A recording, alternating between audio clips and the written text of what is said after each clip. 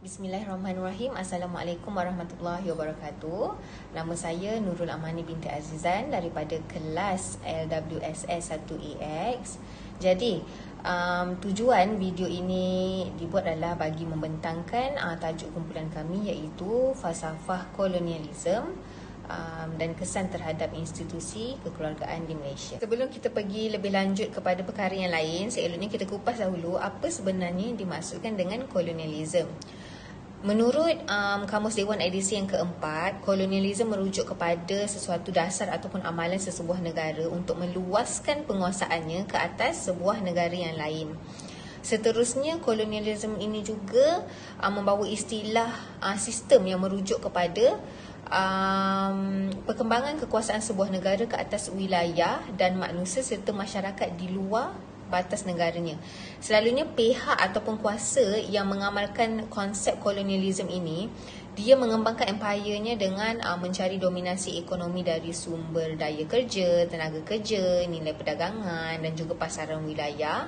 Selain daripada mereka melihat kepada sumber bumi dan juga kekayaan sumber asli di sesebuah negara tersebut. Istilah kolonialisme ini juga membawa definisi yang berbeza bergantung kepada masa dan juga keadaan semasa.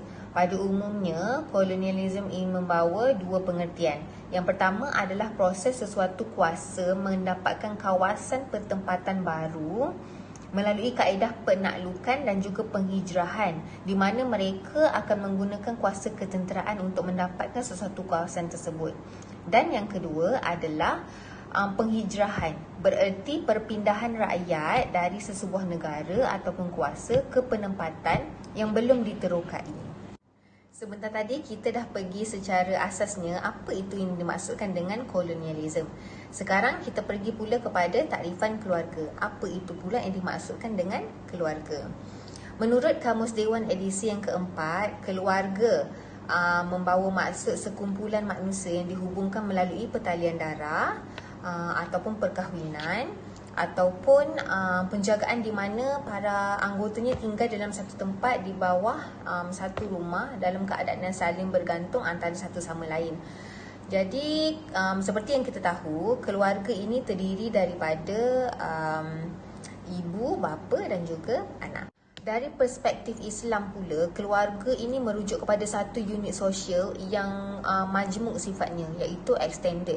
Ia bukan sahaja terdiri daripada ibu, bapa dan juga anak, tetapi ia boleh juga merangkumi kepada datuk, nenek, cucu, cicit, adik-beradik dan juga saudara mara. Di bawah konsep keluarga tersebut mungkin terdapat lebih daripada satu rumah tangga, iaitu kita panggil sebagai poligami. Apa pula fungsi keluarga di dalam masyarakat ataupun sesebuah negara? Melalui proses pembentukan keluarga dalam sesebuah masyarakat, dia dapat membangunkan negara daripada pelbagai aspek. Sebagai contoh, aspek ekonomi, aspek sosial, aspek kerohanian, pendidikan dan banyak lagi perkara lain yang boleh dibangunkan hanya melalui pembentukan unit sosial yang terkecil ini yang kita panggil sebagai keluarga. Pada pendapat saya, dalam melahirkan masyarakat yang bermoral tinggi dan juga berkualiti, kita perlu mempunyai keluarga yang berkualiti juga. Untuk melahirkan keluarga yang berkualiti, kita perlu mempunyai individu yang mempunyai pembentukan sasihan yang baik, etika dan juga peradaban yang dititik beratkan dalam sebuah individu. Jadi apabila kesinambungan antara ketiga-tiga kategori ini adalah sangat rapat, apabila individu berkualiti, keluarga dan juga masyarakat juga akan berkualiti. Jadi di sini kita dapat lihat dengan jelas bahawa melalui takrifan keluarga sahaja sudah mempunyai perbandingan yang sangat ketara antara perspektif barat dan juga perspektif Islam. Apatah lagi perkara-perkara yang lain dari segi pembangunan sosial, daripada segi pembentukan sasiahnya, daripada segi etikanya. Jadi untuk kita kupas lebih lanjut perbandingan ini, kita boleh lihat kepada institusi kekeluargaan Melayu dan perbandingan dengan barat selepas ini. Assalamualaikum warahmatullahi wabarakatuh. Saya Siti Fatimah binti Hamzah. Saya akan menerangkan mengenai perbandingan di antara institusi kekeluargaan Melayu dan institusi kekeluargaan Barat. Daripada yang kita lihat, kebiasaannya di dalam institusi kekeluargaan Melayu ni, mereka dibesarkan dengan berlandaskan hukum agama, iaitu majoriti masyarakat Melayu adalah beragama Islam. Jadi bagi masyarakat Melayu, mereka mengamalkan prinsip daripada ajaran Al-Quran dan juga dan hadis. Ini menjadikan bagi institusi kekeluargaan Melayu, kekeluargaan Melayu, mereka dibesarkan dengan berlandaskan Al-Quran dan hadis. Ini adalah kerana pengaruh ajaran Islam yang kuat dalam budaya kehidupan masyarakat Melayu. Tambahan pula, ajaran agama Islam yang terkandung dalam Al-Quran dan hadis yang menjadi asas dalam pembentukan institusi kekeluargaan Melayu. Ini jelas membezakan di antara kedua-dua institusi kekeluargaan Melayu dan institusi kekeluargaan Barat. Dan dari segi aspek agama, budaya, adat, ekonomi, gaya hidup dan juga politik. Dalam institusi kekeluargaan Melayu, anak-anak biasanya akan mewarisi agama ibu bapa mereka, iaitu agama Islam. Tapi kalau dibandingkan pula dengan Barat, mereka bebas memilih. Sampai ada yang tidak mempunyai apa-apa fahaman agama. Itu jelas yang membezakan. Dari segi agama, itu adalah aspek yang paling jelas membezakan di antara institusi kekeluargaan Melayu dan Barat ini.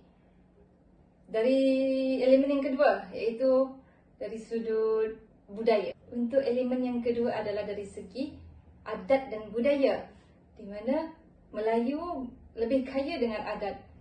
Dan di dalam institusi kekeluargaan Melayu, dari kecil lagi mereka telah menerapkan adab kepada anak-anak mereka.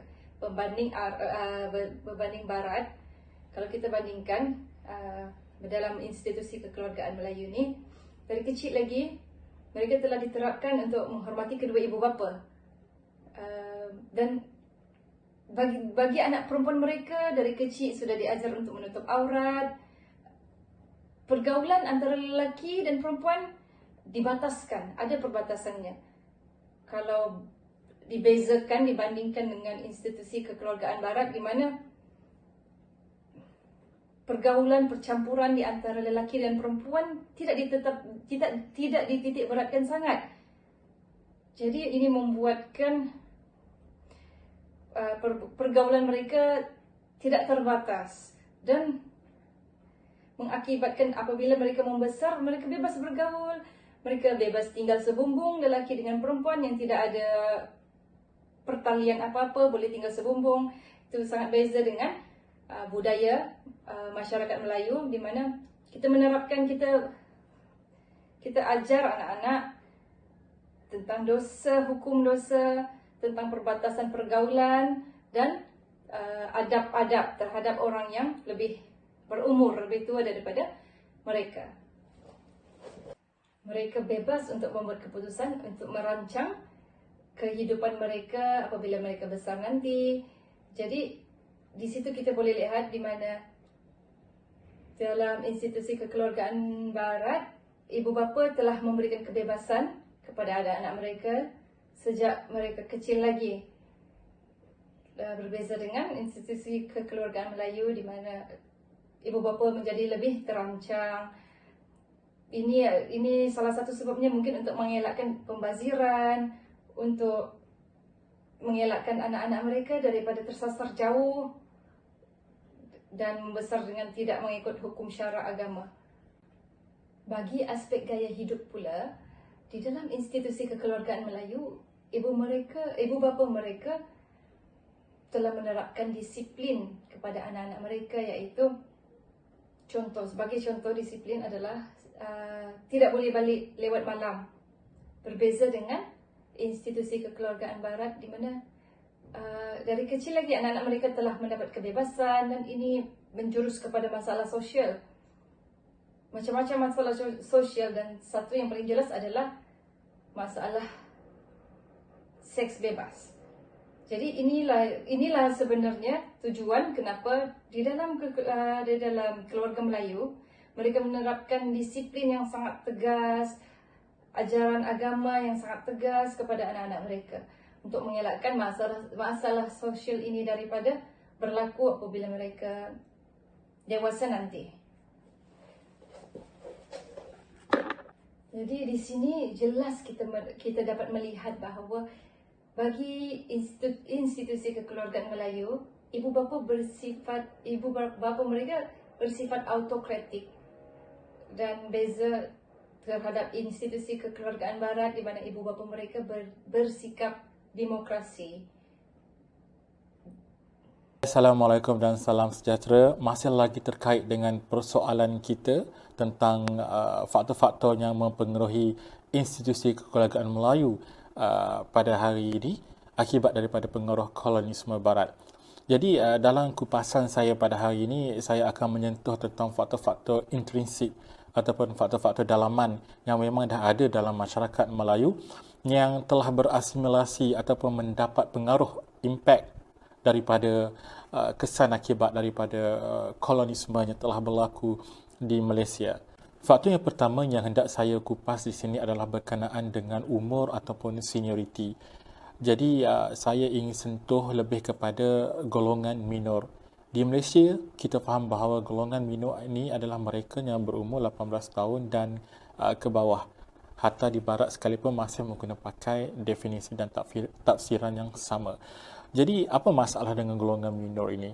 Jadi, terdapat perbezaan hak dan juga ekspresi hak yang berbeza antara golongan minor di Malaysia dan juga di Barat. Kita dapati bahawa golongan minor di Barat lebih bersifat terbuka dan mereka mengetahui hak masing-masing dan juga mereka memperjuangkan hak yang sama seperti orang dewasa. Dan itu tidak berlaku di Malaysia yang mana masih dalam amalan keluarga masyarakat tradisional masih lagi mengamalkan budaya rotan dan juga beberapa adab yang saya rasa sangat penting, iaitu seperti apabila lalu di depan orang tua kita kanak-kanak ini harus menunduk kepala, dan apabila memanggil kepada orang-orang yang lebih dewasa hendaklah dipanggil dengan gelaran yang lebih baik seperti abang, kakak, makcik dan pakcik. Tetapi hal ini tidak berlaku dalam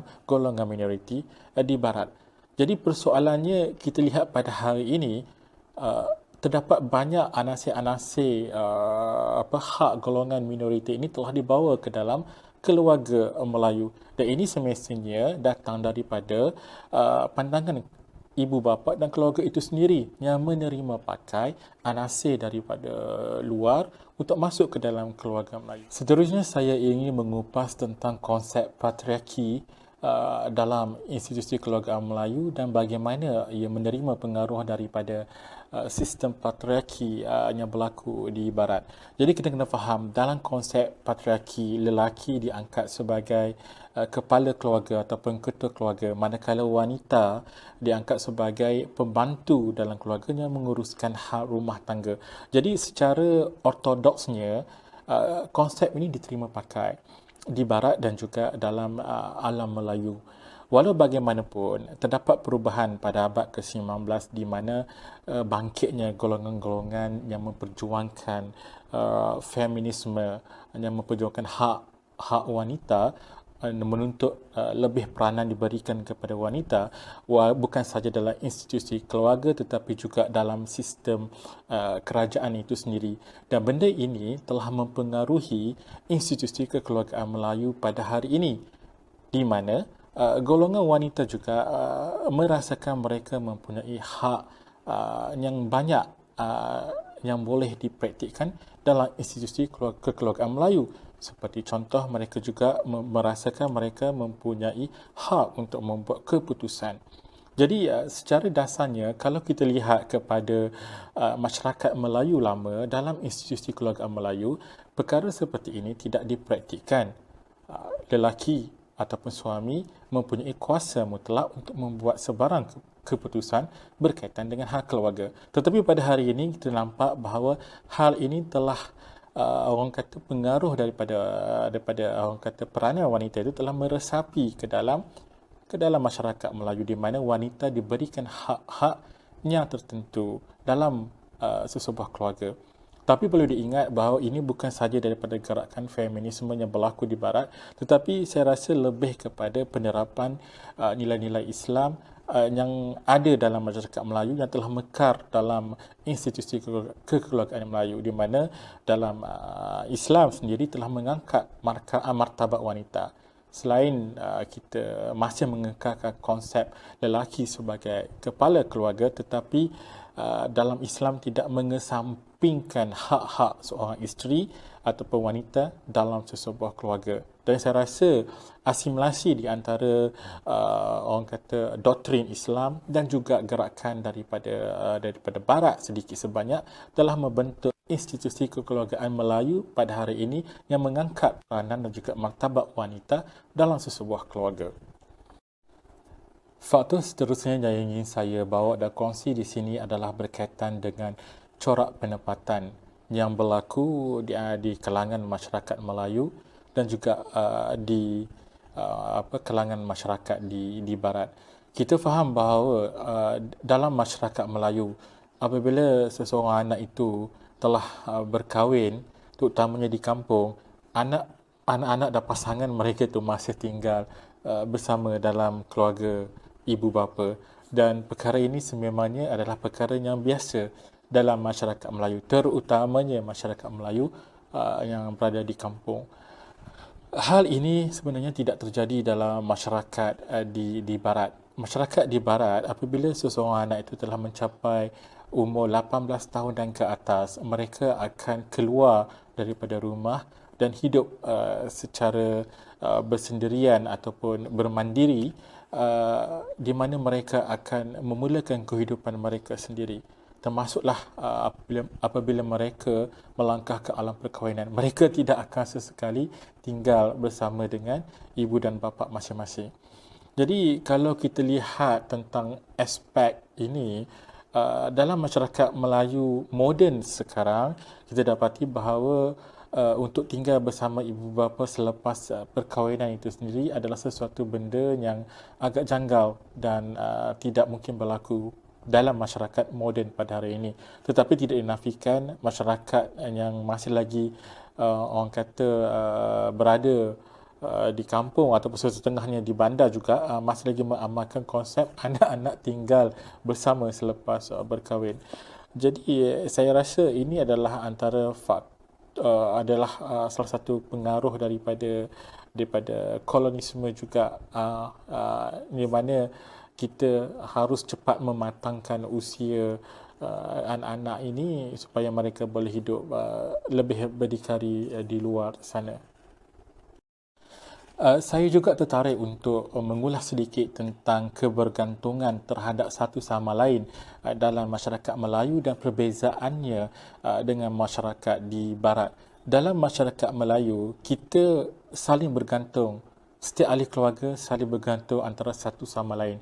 Sebagai contoh, ibu bapa apabila mereka telah tua dan orang kata uzur, seharusnya dalam budaya masyarakat Melayu, anak-anaklah yang harus menjaga mereka.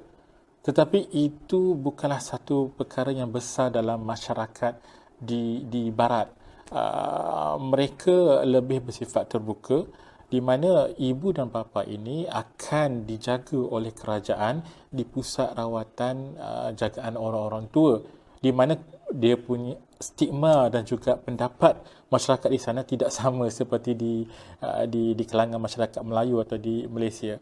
Di sana penempatan orang-orang tua lebih bersistematik, di mana segala aspek kesihatan, keselamatan orang-orang tua itu diberi penekanan yang serius oleh kerajaan, kerana masyarakat juga membayar cukai yang tinggi untuk penjagaan orang-orang tua di sana.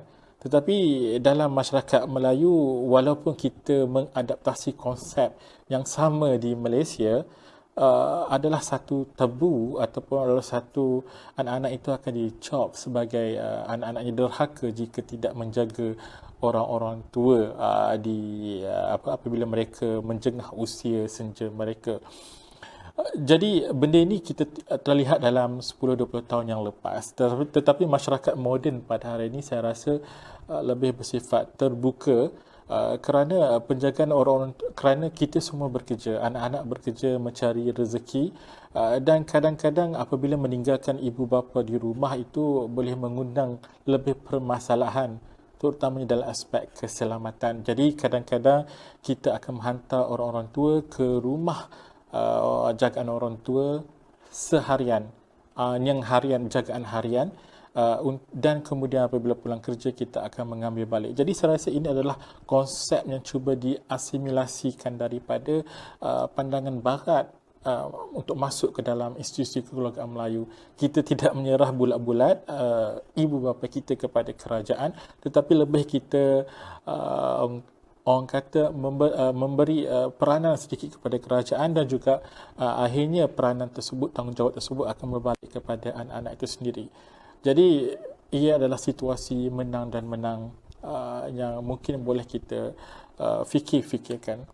Secara kesimpulannya dapat saya simpulkan terdapat banyak faktor-faktor yang telah mempengaruhi institusi kekeluargaan Melayu daripada pandangan ataupun kesan kolonisasi itu sendiri, dan ada antara faktor-faktor ini yang telah berasimilasi dalam masyarakat Melayu yang sesetengahnya adalah memudaratkan, tetapi kita tak dapat nafikan sesetengahnya membuka lebih ruang untuk kita berfikir dan mungkin membawa satu pulangan yang baik kepada institusi kekeluargaan Melayu itu sendiri.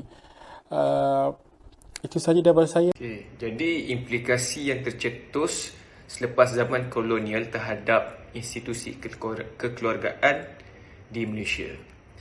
Jadi penjajahan barat telah membawa berbagai kesan terhadap masyarakat Malaysia, terutamanya berkenaan kehilangan kuasa politik dan pemerintahan daripada pimpinan orang-orang Islam sendiri kepada pimpinan kuasa barat yang beragama Kristian.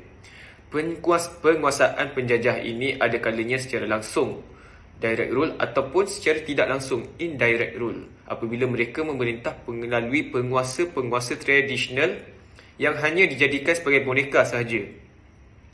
Okey, sebelum kedatangan British, agama Islam tidak dapat dipisahkan dalam sistem politik Melayu. Dalam Undang-Undang Melayu Lama atau hukum kanun, masih terdapat hukum-hukum Islam yang masih digunakan, seperti hukum potong tangan untuk kesalahan mencuri dan hukum sebat atau rotan untuk mereka yang berzina. Hakikat ini diakui sendiri oleh Hakim-Hakim Law Action dan Thomas dalam kes Ramah lawan Leighton 1927, yang di mana dikatakan bahawa undang-undang Islam adalah undang-undang asal negeri ini dan bukannya undang-undang asing. Bagaimanapun, dengan kedatangan British, mulalah diperkenalkan dengan sistem pentadbiran sekular bahawa antara agama dan politik terdapat jarak yang tidak mungkin ditemukan. Pemisahan ini lebih bererti dalam Perjanjian Pangkul 1874 yang menegaskan semua urusan pentadbiran diserahkan kepada residen British kecuali soal-soal agama disempitkan maknanya dan adat istiadat Melayu. Seterusnya, kepada pembentukan negeri-negeri Melayu bersekutu, British telah mula menentukan corak pemerintahan, pentadbiran dan keputusan dasar yang penting berhubung dengan sesebuah negeri Melayu, bahkan dapat menentukan kedudukan seorang raja yang dilantik memerintah negeri. Ini telah menunjukkan bahawa bagaimana British telah berjaya mengubah wajah sosio-budaya di Malaysia dalam pentadbiran dengan diperkenalkan pentadbiran serta undang-undang sekular, di mana lebih pentingkan keduniaan yang tidak berkaitan dengan agama, dan ia juga telah mengenepikan sebahagian besar undang-undang Islam. Kita dapat lihat dalam kes di mana residen-residen yang memberi nasihat-nasihat di majlis-majlis negeri telah mencampur tangan kerja-kerja para kadi.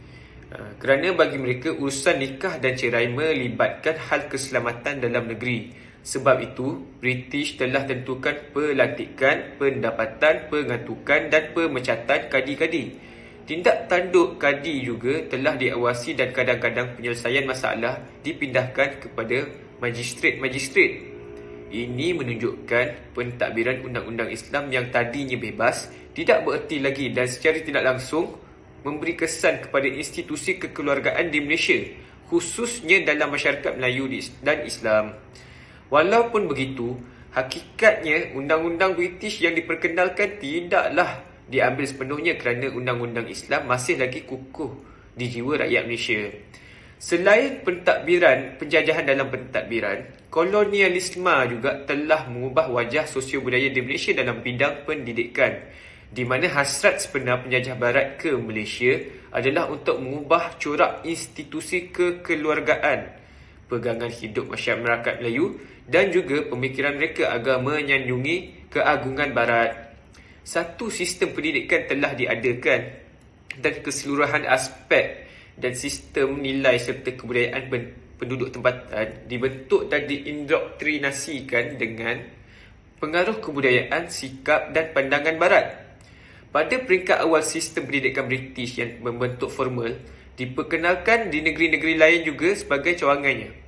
Penubuhan sekolah-sekolah ini di bawah budi bicara, daya usaha dan pengawasan Badan Pengembangan Agama Kristian. Oleh itu, sambutan rakyat tempatan sangatlah dingin.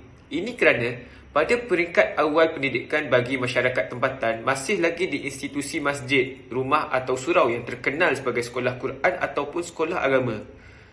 Dan mereka sanggup untuk melanjutkan pendidikan tentang agama ke peringkat yang lebih tinggi seperti ke Patani, Mekah dan juga Mesir.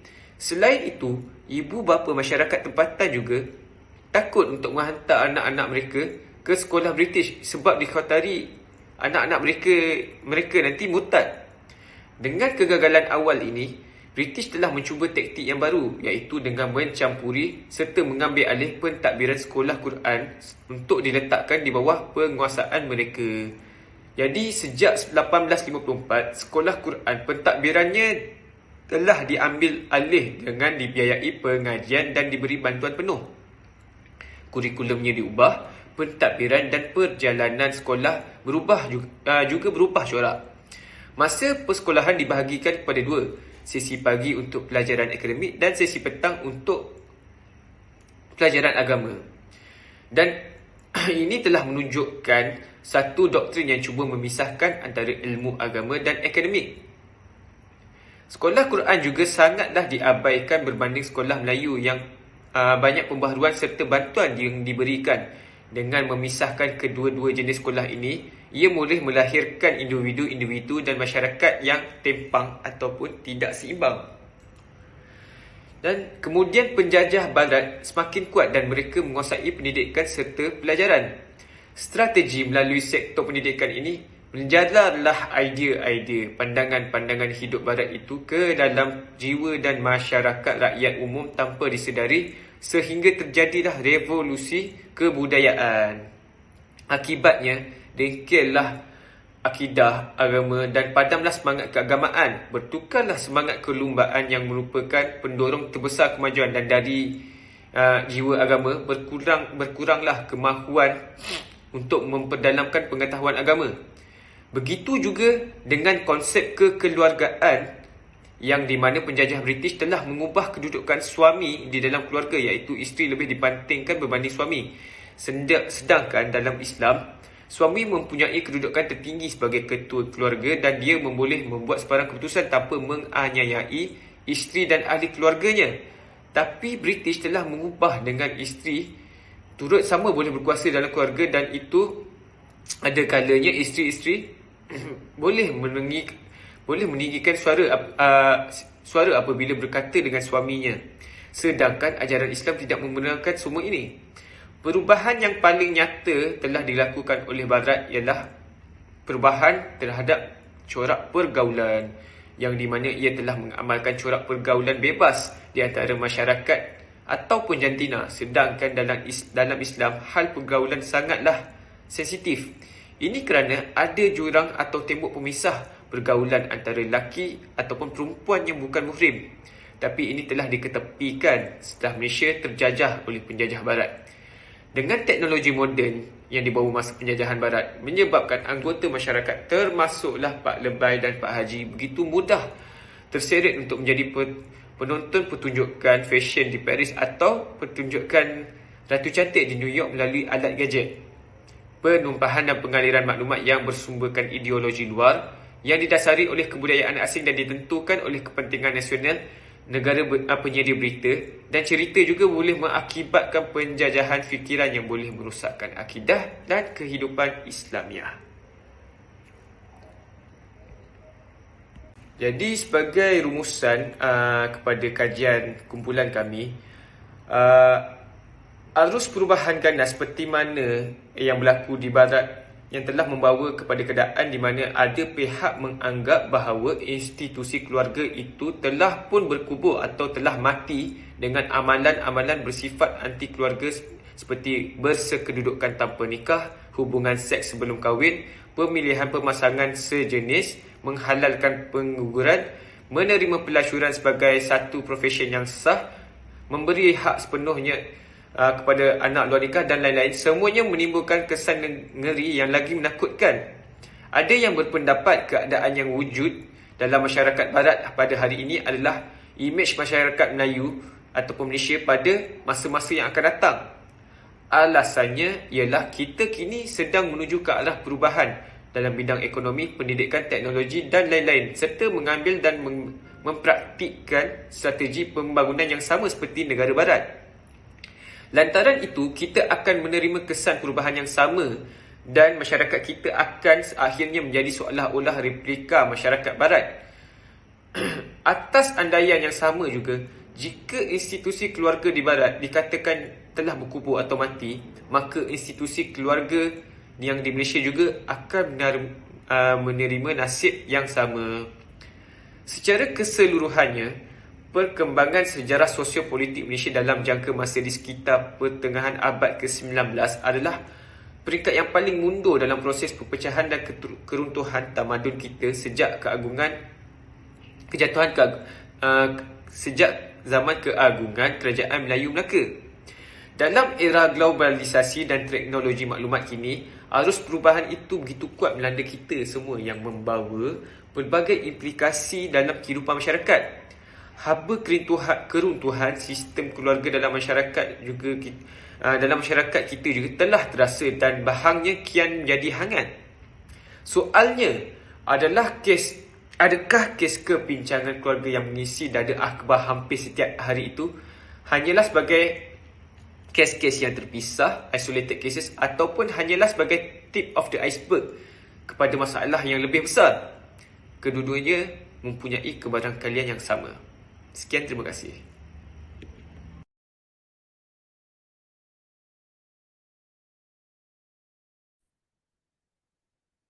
Bismillahirrahmanirrahim. Assalamualaikum warahmatullahi wabarakatuh. Saya Muhammad Syayuti bin Abdul Aziz. Seterusnya akan menyambung pembincangan kumpulan kami bagi subtopik cabaran mengatasi budaya barat daripada mempengaruhi institusi kekeluargaan Malaysia. Terdapat beberapa cabaran yang telah dikenal pasti melalui kajian kami, iaitu pertamanya masalah melalui media sosial, yang keduanya melalui ibu bapa, dan ketiganya melalui pendidikan di sekolah. Sebelum saya akan kupaskan satu demi satu di bawah pembincangan saya. Baiklah, melalui media sosial dan website hiburan, kita dapat mengenal pasti melalui pada zaman sekarang anak-anak mempunyai akses terhadap sumber internet, mempunyai akses terhadap akaun media sosial dan website hiburan seperti mana Facebook, sebagai contoh Facebook, Twitter, TikTok dan juga Netflix. Yang menjadi benda-benda ni sekarang ni sudah menjadi sebahagian daripada kehidupan kita. Satu kajian yang telah dilakukan oleh Nomah Mustafa pada tahun 2013 menunjukkan sebahagian besar remaja yang tinggal di area Lembah Kelang menggunakan internet, khususnya Facebook, untuk tujuan sosial, maknanya untuk berhibur dan juga untuk mendapatkan maklumat. Walau bagaimanapun dikhawatiri apabila benda-benda ini tidak dikawal atau dikekang, konten-konten yang tidak sihat untuk anak-anak ini akan mudah meresapkan dalam kehidupan mereka. Sebagaimana yang telah saya sebutkan tadi, sebagai contoh Netflix. Okey, dalam Netflix tu ini terdapat beberapa drama ataupun filem-filem yang tidak ditapis konten-konten tersebut. Terdapat bapa-bapa berparti liar, pengambilan dadah, seks bebas dan juga bertukar-tukar pasangan.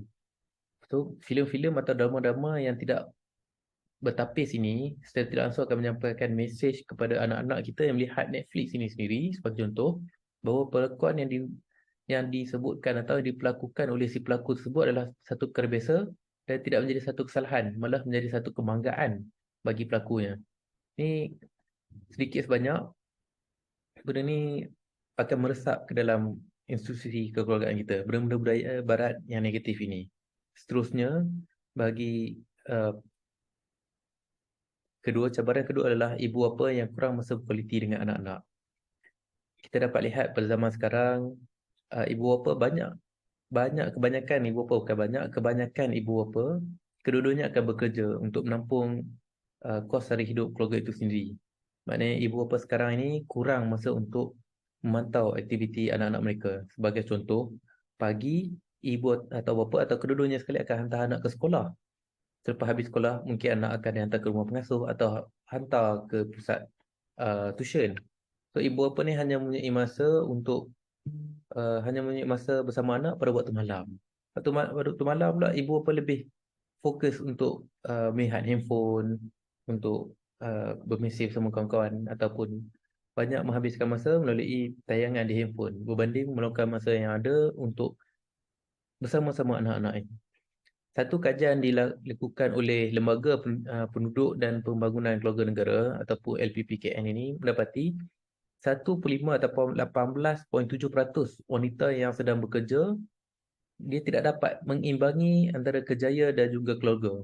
Maknanya dia tak boleh nak fokus bahagi sama rata antara kerjaya dan juga keluarga dia. Maknanya dia punya keseimbangan tu tak ada tu. Orang kata. Sekarang dalam zaman sekarang ni, bila kita terlampau fokus pada kerjaya, kita akan lupa terhadap masa untuk keluarga itu sendiri. So, masa yang sedikit bersama anak-anak ni, secara tidak langsung akan menghasilkan hormon yang renggang antara ibu bapa dan anak-anak. Seterusnya, menyukarkan ibu bapa itu sendiri untuk membentuk nilai murni dalam diri anak-anak.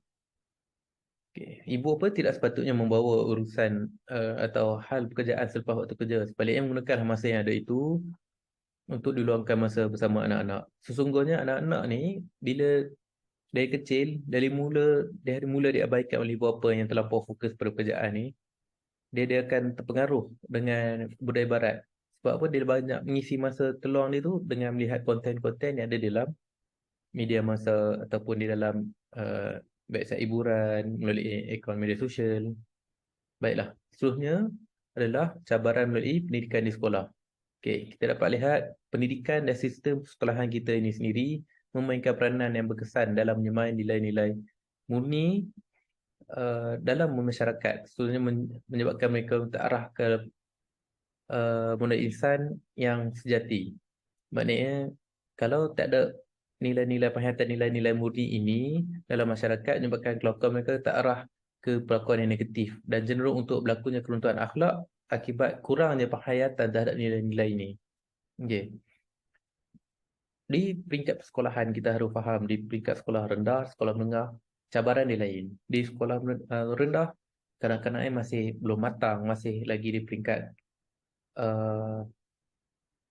kurang matang. Okay. Bila di sekolah menengah, kanak-kanak ini telah beralih ke fasa akhir balik. Maksudnya dia lebih matang, fikiran dia lebih matang, bentuk susuk tubuh badan sudah berubah.